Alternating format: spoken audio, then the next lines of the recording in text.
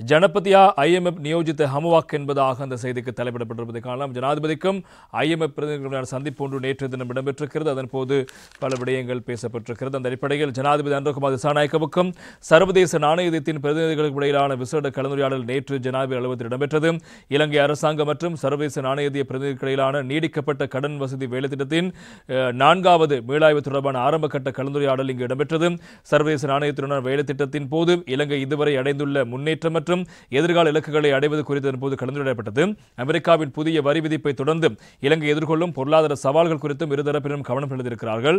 சர்வதேச நாணயத்தின் சார்பாக ஆசிய மற்றும் பசிபிக் பிராந்திய பிரதி பணிப்பாளர் சஞ்சய் பந்த், சுரேச தூதுக்குழு தலைவர்களான பீட்டர் ப்ரூவர், ஈவான் பவோஜியார், ஜியோ அதேபோல உள்ளிட்டோர் பிரதிநிதிகள் குழுவில் இடம்பெற்றிருந்தார்கள். அதேபோல் இலங்கை அரசாங்கத்தை பிரதிநிதித்துவப்படுத்தி தொழில் அமைச்சரும் பொருளாதார அபிவிருத்தி பிரதி அமைச்சருமான அனில் ஜயந்த பெர்னாண்டோ, அதேபோல நிதி மற்றும் திட்டமிடல் பிரதி அமைச்சர் ஹர்ஷன சூரியபெரும, மத்திய வங்கி ஆளுநர் கலாநிதி நந்தலால் வீரசிங்க, ஜனாதிபதியின் சிரேஷ்ட பொருளாதார ஆலோசகர் துமிந்த உலங்கமுவ, நிதியமைச்சின் செயலாளர் மஹிந்த சீர்வதன் ஆகியோரும் இந்த கலந்துரையாடலில் இணைந்தார்கள் என்பதும் இங்கே முக்கியமான செய்தியாக இடம்பெடுத்திருப்பது நாங்கள் காணலாம். எனவே IMFினுடைய இந்த 4ஆம் கட்ட மீளாய்வு தொடர்பான விடயங்கள், 4ஆம் கட்ட கடன் வசதி தொடர்பான மீளாய்வு தொடர்பான